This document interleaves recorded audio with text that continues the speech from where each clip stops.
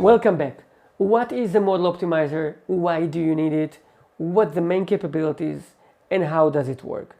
We talked about the full inference flow in previous videos. We need to take a pre-trained model, we need to prepare it for inference. This is done by the model optimizer. Then we use it for inference by the inference engine API in your application. Then we can optimize it, extend it, and so on. So what is the problem we're trying to solve? There are many deep learning frameworks widely used in the industry, such as Caffe, TensorFlow, MXNet. And we see a new one every few months. We want to use all of these models for inference. On the other hand, Intel provides a wide range of devices and platforms to choose from. CPUs, Atom-based, Core-based, i3, 5, 7, Xeon-based like Gold, Platinum. Most of these CPUs has also an integrated GPU. Intel has also acquired Movidius and now offer a wide range of platforms based on Movidius VPU. And of course, few different families of FPGAs.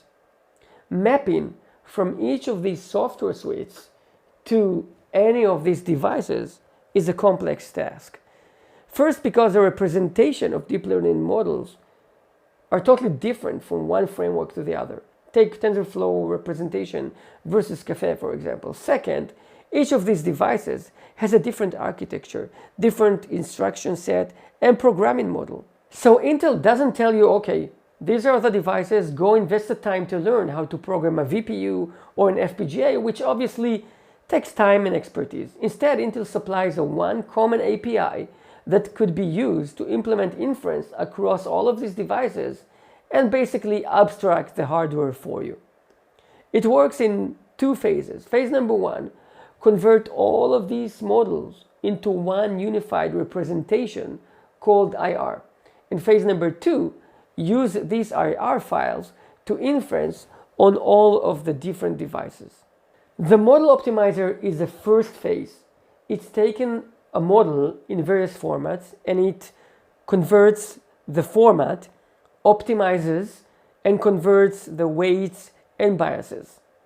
Number one, converting. No matter how the model is represented by your deep learning framework, the model optimizer will convert it to IR. The IR is basically two files, an XML file, which describes the topologies, the layers, the connectivity, the parameters, and a binary file that holds all the weights and biases.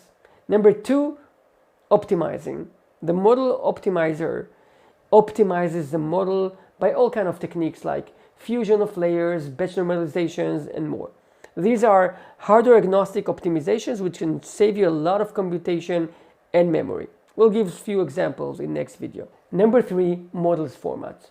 Models today are usually trained with weights with a format of floating point 32, but sometimes the device you are using can run faster with floating point 16, for example, like the Intel integrated GPU, or maybe integer 8, or maybe other. The model optimizer can convert the format of the weights automatically per need.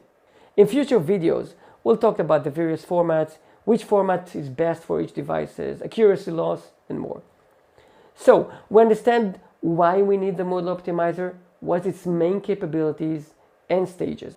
In the next video, we'll talk about the basic operation of the model optimizer, and I'll show you how easy it is to run it. See you there.